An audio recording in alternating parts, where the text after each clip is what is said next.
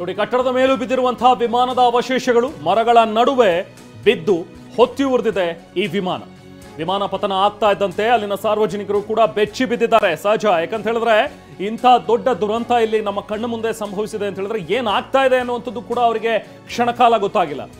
ಇದ್ದಕ್ಕಿದ್ದ ಹಾಗೆ ಏನಿದು ದೊಡ್ಡದಾಗಿ ದೊಡ್ಡ ಮಟ್ಟದ ಸೌಂಡ್ ಕೇಳಿಸಿದೆ, ಬೆಂಕಿ ಕಾಣಿಸ್ಕೊಳ್ತಾ ಇದೆ, ಹೊಗೆ ಆವರಿಸಿದೆ ಅಂತ ಹೇಳಿದ ತಕ್ಷಣ ಜನ ಕೂಡ ಗಾಬರಿ ಆಗಿದ್ದಾರೆ. ಆಮೇಲೆ ಗೊತ್ತಾಗಿರುವಂಥದ್ದು ಇದು ವಿಮಾನ ಪತನ ಆಗಿದೆ ಅಂತ ಹೇಳಿ. ಅಹಮದಾಬಾದ್ನ ಸರ್ದಾರ್ ವಲ್ಲಭಾಯ್ ಪಟೇಲ್ ವಿಮಾನ ನಿಲ್ದಾಣದಿಂದ ಹಾರಿದಂತಹ ಈ ವಿಮಾನ ಕೆಲವು ನಿಮಿಷಗಳಲ್ಲಿ ಪತನವಾಗಿದೆ. ಕ್ರ್ಯಾಶ್ ಆಗಿ ಸುಮಾರು 242 ಜನ ಪ್ರಯಾಣಿಸ್ತಾ ಇದ್ದಂತಹ ವಿಮಾನ ಇದು. ಮಾರ್ಕ್ ಮಾಡಿರೋದ್ರಿಂದ ನಿಮಗೆ ಸ್ಪಷ್ಟವಾಗಿ ನೋಡಬಹುದು ಇವಾಗ ದೃಶ್ಯಗಳನ್ನ.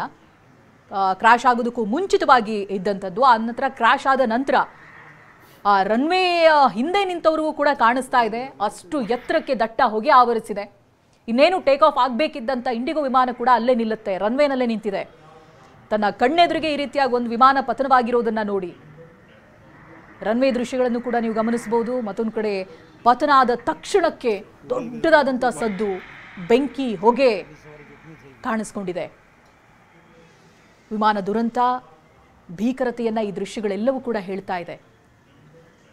ಈಗ ಅಗ್ನಿಶಾಮಕ ದಳ ಸಿಬ್ಬಂದಿ ಒಂದು ಬೆಂಕಿ ನಂದಿಸಬೇಕು, ಮತ್ತೊಂದು ಕಡೆಯಲ್ಲಿ ಅಲ್ಲಿರುವಂಥ ಪ್ರಯಾಣಿಕರನ್ನ ರಕ್ಷಣೆ ಮಾಡಬೇಕು, ಅವರಿಗೆ ಬೇಕಿರುವ ಹೆಲ್ತ್ ಸಪೋರ್ಟ್ ಅನ್ನು ಕೂಡ ಕೊಡಬೇಕು. ಇವೆಲ್ಲ ಕೆಲಸಗಳು ಕೂಡ ತ್ವರಿತಗತಿಯಲ್ಲಿ ಆಗ್ತಾ ಇದೆ. ರೋಡ್ಗಳು ಕೂಡ ಕಪ್ಪಗಾಗ್ಬಿಟ್ಟಿದೆ ನೋಡಿ.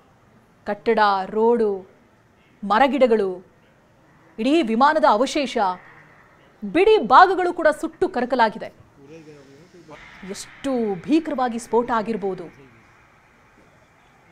ಆಮೇಲೆ ಏನು ಗೊತ್ತೇ ಇಲ್ಲ ಅಂತ ಹೇಳೋ ಆಗಿಲ್ಲ. ನೀವು ಅವಾಗಲೇ ಹೇಳ್ತಾ ಇದ್ರಿ ತಾಂತ್ರಿಕ ಸಮಸ್ಯೆ ಬಗ್ಗೆ ಪೈಲಟ್ ಕೋಆರ್ಡಿನೇಟ್ ಮಾಡಿದ್ದಾರೆ ಅನ್ನೋದಾಗಿ.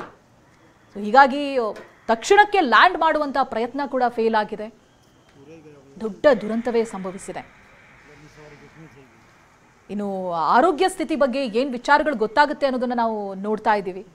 242 ಜನ ಪ್ರಯಾಣಿಕರನ್ನ ಹೊತ್ತು ಸಾಕ್ತಾ ಇದ್ದಂಥ ವಿಮಾನ ಇದು. ದುರಂತದ ನಂತರದಲ್ಲಿ ಅವರ ಸ್ಥಿತಿಗತಿಗಳು ಹೇಗಾಗಿದೆ,